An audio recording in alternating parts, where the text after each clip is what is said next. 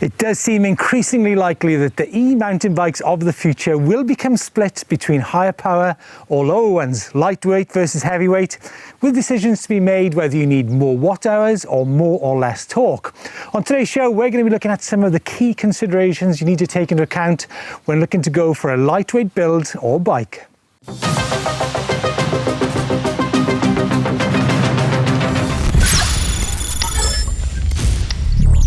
What we do know is that lightweight doesn't necessarily mean low range, and bikes with lower torque sometimes draw less from the battery. And the thing with higher torque bikes is whilst they might possibly climb that little bit quicker, not everybody is in such a rush. Still, there remain some misunderstandings about higher power bikes, and we know that heavier bikes can still be as nimble on the trail if you get your timing right. And the great thing about a heavier bike is its inherent stability is a great thing for the confidence of the novice rider. But what about the question of lightweight components? Will they actually compromise the performance of your bike? Can they actually deal with the demands of an e-mountain bike? Well, I recently spoke to Sean Estes at Fox Suspension in California to look at the options available of just one component, the fork. Obviously, the mountain bike industry has gone after lightweight for many decades. When I ride an e-mountain bike, I'm now putting heavier tires on, such as a Maxxis downhill Assegai. I'm putting downhill wheels on the bike, and certainly 200mm rotors. A fork like the 38 makes a lot of sense to me. So on the one hand, you've got people chasing lightweight, and then on the other hand, there's possibly riders out there looking not to do that, but to actually make their bikes harder hitting. You and I talked about this a bunch. Last fall, you did that great piece on e-bike specific components, and we talked some through that. And I think you did a good job of diving into that. It's like, what, as a rider, first of all, what type of rider are you? Not just how you ride, but how you're built. And then deciding what your priorities are as a rider. Like, do you want, like we talked about before, do you want more stiffness? Like, how do you define performance? Do you define performance simply by lightweight, like the old metric? Or do you define performance by like as light as it can be while still hitting like this stiffness goal or this other performance goal? And one little kind of side note there on suspension we've noticed is, I think you mentioned this before, is your braking performance and your suspension performance improve when your chassis is stiffer. So if you have a stiffer fork, like an e-bike specific optimized fork that has a heavier chassis construction, your braking is going to be better, your steering is going to be better, and your suspension performance is going to be better because there's less chassis deflection causing friction between the uppers and lowers. If you're like me or you, even though I'm quite a bit lighter and smaller than you, I would still go for the e-bike plus fork on a Levo or a Kenevo or any more traditional class 1 e-bike, basically just because an extra 150 grams or so is well worth, or 200 grams is well worth it for the improvement in performance. And when you've got that many watts on tap, the little bit of extra weight doesn't really matter anymore. But it's very difficult to get riders who've been indoctrinated in this gram saving mentality for so many years to adopt that way of thinking. Yeah, I mean, there's obviously the new Specialized Levo SL has come on the market. It's it is sub 40 pounds, but nevertheless, that is the weight of a downhill bike from maybe only a decade ago. Exactly. And there are riders out there. They might be heavier. They might be simply just faster. And what would you say to those riders? Would you, if they talked to you about, what fork should you get? Should you go for a 34 or should you go for, say, a 36, which really only probably weighs less in weight terms than, say, a different pair of tires? So right. What are you going to say to those riders? Yeah, that's a great question. And it's really good timing because we've been talking about this stuff internally a lot, and it's really difficult, as a communications person, it's hard to communicate these nuances to people. But, and then to further complicate things, you think of 34, 36, 38. Well, within those families, we have different hierarchy, different series. And like the Rhythm Series fork that you might get on the most popular models of Levos that people are buying are stiffer than the factory 34s or 36s because they're heavier and they have thicker upper tubes. So it's sort of hard to compare apples to apples. But I would say to the rider on the Levo SL, again, ultimately, it comes down to sort of ultimate system weight is the easiest, most black and white way to define. And if a person is, over X or below X, then if they're over X, there's really no choice. They need to go to the stronger e-bike optimized fork.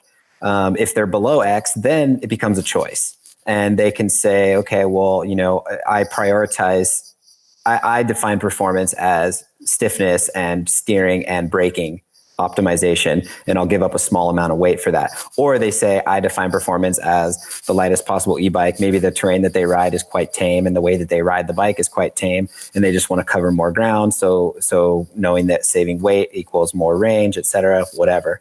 So there is no easy answer, but the closest thing to an easy answer is if you're above X, which in the EU, they've made it quite clear, putting system weight requirements on certain bikes, but it's a little less clear in other markets. If you're above X, get the e-bike fork 100%. If you're below X, then you have the choice of either getting the e-bike fork or not. But I would certainly recommend going to the e-bike fork in all cases, just because ultimately with that extra boost, extra power, save the weight somewhere else. Get a nice set of light bars, light cockpit, light saddle, build up the bike nice and light elsewhere, save the weight elsewhere, go with a lighter front tire if you have to, heavier rear tire, all the old tricks that we know, right? But I would put the weight into your chassis, particularly when you think about the load that gets put into a single crown fork that's 150 mil travel or greater.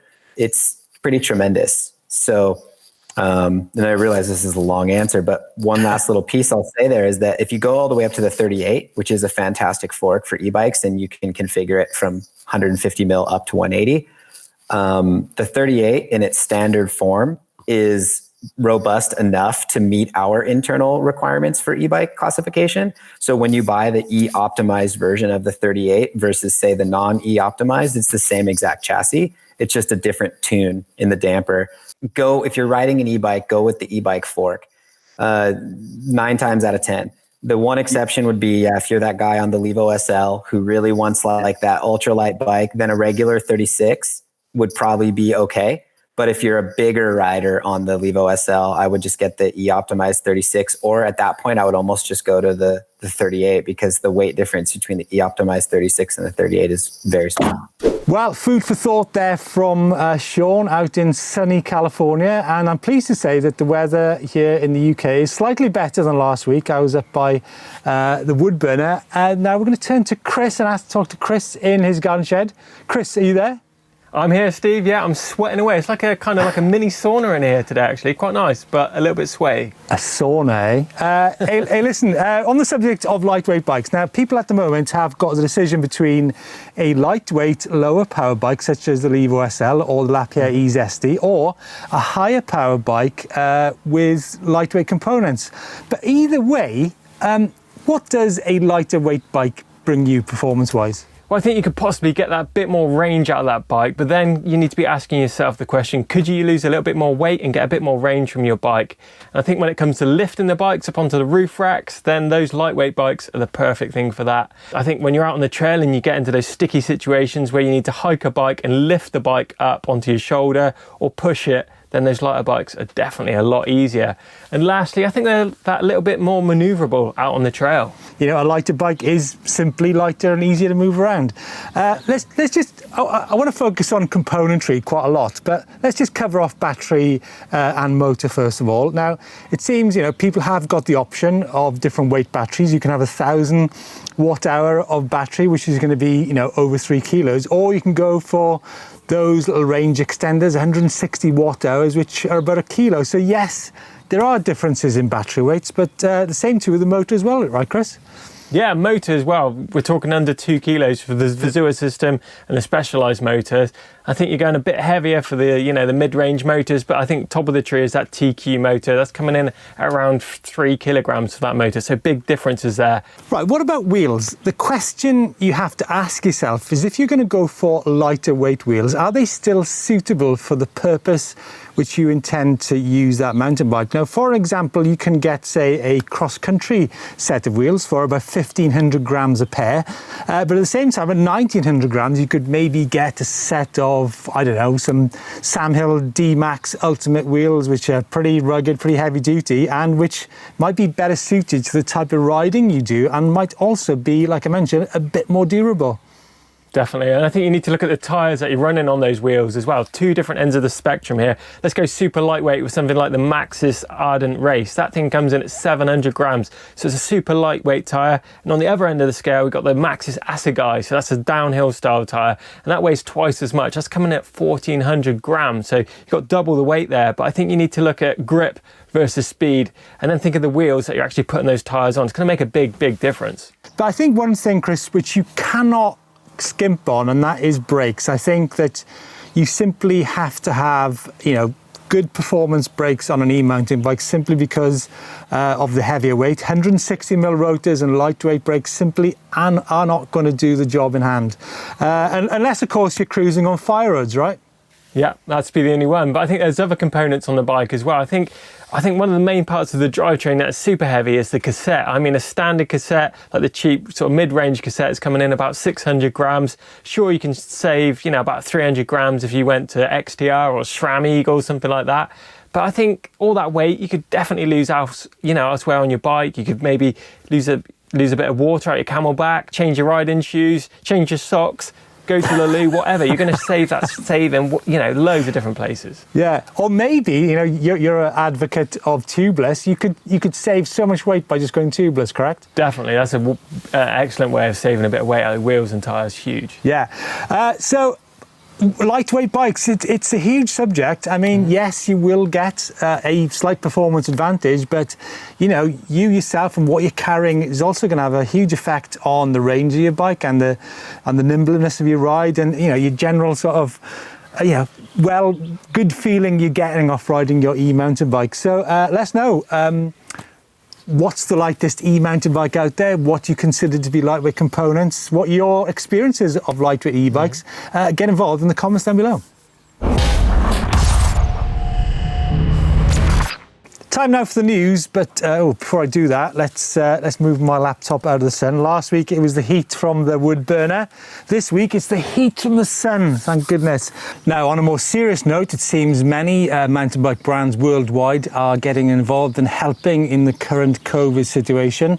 Canfield Bikes are donating goggles to doctors in many parts of the US, Chris, it seems. 45,000 pairs donated already. Yeah, it's pretty crazy, isn't it? It's a really good scheme. I think if you've got any old goggles lying around, they're basically sending them in to all the healthcare professionals that haven't got any eyewear, working with those COVID-19 patients. So it's a really good cause, and the link for that is up on screen now. If you've got any goggles, send them in.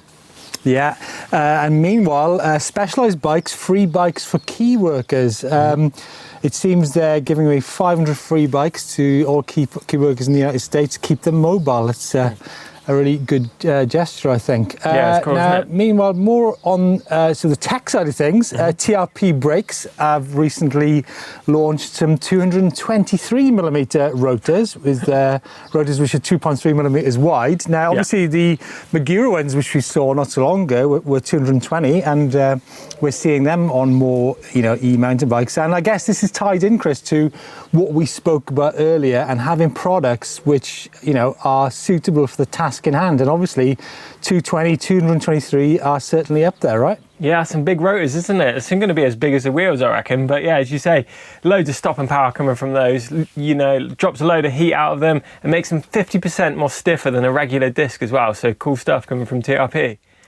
Now, some big news coming in from industry giants Shimano on their release of 3 new e-bike batteries. Previously, they were only available in 504 watt-hours for the Shimano system, although we did see a few leaked pictures of a bigger battery that was possibly coming, and that has arrived finally. 630 watt-hours of power available in internal and external. They've also got a new internal battery that is 504 watt-hours, but it's going to charge super fast, meaning an 80% charge is possible in 2.5 hours.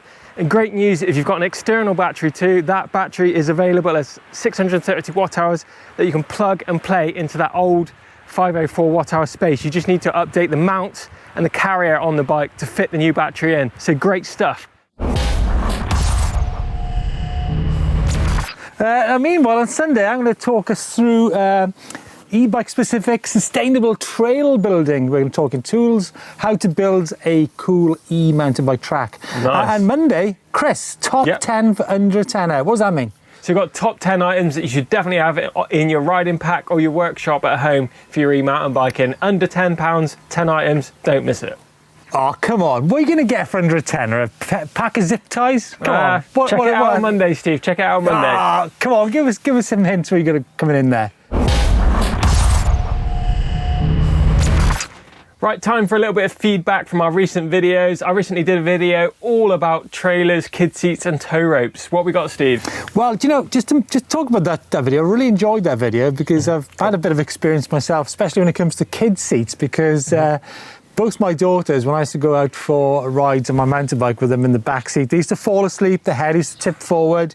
So the only way to remedy that was actually to duct tape their heads to the back of the seat so they'd be sleeping in an upright position. But you know what? I've seen loads of people in the woods around here recently with tow ropes towing their kids on their e-mountain bikes. Alex Rogue is actually concerned about taking trailers on roads, and I think he's probably right there. I'd be a little bit concerned about taking a small child out on a main road, wouldn't you? Yeah, definitely. It's something I wouldn't do on a main road, but as he states, I think around the neighbourhoods it's probably pretty fine, isn't it? But I do like to see the child, hence why I do favour that forward mounted front mounted child seat. Yeah, which I guess is what Kevin Short says about he loved the crossbar seat on his dad's bike when he was little. I think crossbar seats are all the thing there, Kevin. And finally, Mark Granger, that rear child seat brings back memories. I used to pick my lad up from nursery when he was little, and within 2 minutes he'd be asleep in the chair. As a result, I spent most of the journey home one-handed with the other holding his head up. So, like I said, Mark, you need the duct tape. I don't know about the duct tape, but I did exactly that on a big ride the other day. My little one fell asleep, and I did have to ride with my arm around, holding his head up. Yeah. But this one's got a little pillow on, so you can rest his head, which is all right, actually. So I know exactly what you're feeling. So there you go. I'm sure on Chris's next video, which is a great one, by the way, you should check that video out. He'll probably use some duct tape in that video as well. Right, Out and About this week begins in Slovenia in a place called Mislinja, and this is Greg out on his e-bike with his whole family. So obviously got a family theme going on this week's show. He's having a great time there. We used to ride normal hardtails for years, but now we've decided it's time to go electric. They've got giant Rain E+1, E+2, a giant Phantom, and even the 4-year-old daughter comes along in her seat. Oh, isn't that beautiful? Love it. Nice. Next up, we've got Ivan from Ibiza here. He's been getting his track stands dialed and locked down. I think he's going to be getting a little bit of inspiration from you, Steve. Even managing to have a swig on that can halfway through. Nice work. Now, meanwhile, Roland is climbing a monster hill climb here, the Terrell Hill. Doesn't actually say where it is, but check it out. It's a huge climb. Nice work, Roland. Nice. But lastly, we've got Ian from Doncaster here. It looks like he's been super busy in the workshop over lockdown period. He's done a full strip down and rebuild on his Kenevo, replacing every single bearing and a full surface after a hard winter. Now, that looks like a hell of a project. Nice one. Love seeing what you guys get up to all over the world. Keep those coming in. Use the upload service and it might be you on next week's show. Right, it's time for my favourite part of the show where we get to look at all your bikes and decide whether you get a nice or a super nice. Let's kick things off. And we've got an amazing shot to kick things off here. It's not just a Chinook buzzing him, but a crow too. See it in the background there? This is Chris on his 2020 Turbo Levo comp out in Caesar's Camp in Fleet, out for a daily lockdown ride whilst the RAF was doing an extraction training in Long Valley. Super close, and I think that it's got to be a super nice to kick things off. Have you done any extraction training, Chris? I haven't, not recently. No, but I tell you what, How about you? You can't. No, but you can't beat a ride with a trail dog. This is Cheetah the dog, out with Don. He's on a 2019 Fazari Pro near Garnerville, Nevada. Nice shot there. Nice shot, Don. Nice. This is David. He's been out for a spin after a crazy week at work in the bike shop on his albeit wild mountain custom build. He's up in Ayrshire trying out his new Michelin DH34 tyres in the loam. That's nice. Nice blue skies. That's a nice shot. I think that's coming on for a super nice. Have you had a crazy week at work, Chris? I've been flat out, Steve, writing videos and sat in my shed and working on e-bikes. Sunning up in the garden. Meanwhile, Daniel, way up high for some fresh mountain air. He's riding a Trek Rail 5 in the hills of Wenatchee, Washington, USA. That's nice. Next up, Reed. He's been out bedding in his new ride, which is a YT decoy comp on the trails of Raystown Lake in central Pennsylvania. Nice shot, nice. Yeah, Chris, you know what's coming next, don't you? I have no idea what is coming next, Steve. Have you been bedding in your new ride this week? I have actually. I've just got a nice shiny high bike. Check it out. Yes, I did notice that. That blue one with a Bosch motor, right? Yeah, it's riding nice actually. I can't wait to hit the trails full on it yet. I've just been riding it around with the boys, but nice or super nice. I'm expecting to see some photographs on Instagram. Check out Chris Smith and Electric Mountain Bike Network Instagram. Now, meanwhile, we're getting distracted here. What about Jessie has been loving her new Levo more than cheese? How can you love an e-bike more than cheese, Jessie? Anyway, this is high up on Mount Mather, overlooking Pipe Clay Lagoon. That is super nice. Chris? Yeah, I'm here. Sorry, the internet's lagging. I think the missus is on Netflix. We've got another Trail Dog shot here. This is Timothy. He's riding his 2019 Specialized Turbo Kenevo. He's out in Tutka Bay in Alaska, out for a quarantine ride. That looks absolutely freezing there. That's a nice shot. Yeah, definitely. Hey, there's definitely an international feeling to today's bike fault. I love it. Michael has been smashing the miles already, over 1,000 miles this year on his Motorbicane Hal E-Boost Pro. His local trails are San Luis Obispo in California. Wow, super nice. Super nice. Now this is Minnie. He's been out and about riding on his high bike Enduro Hard 7 3.0 around the Lake of Braes Nature Park out in Italy. Picture from my ride from Bruneck to the fabulous Lake of Braes and its crystalline waters in the fantastic Italian Dolomites. That is a super nice shot, loving that. That was only going one way, wasn't it? Only going one way. Pedro, meanwhile, from TL in the Netherlands, he's on his 2016 high bike All Mountain 6. Out for a spot of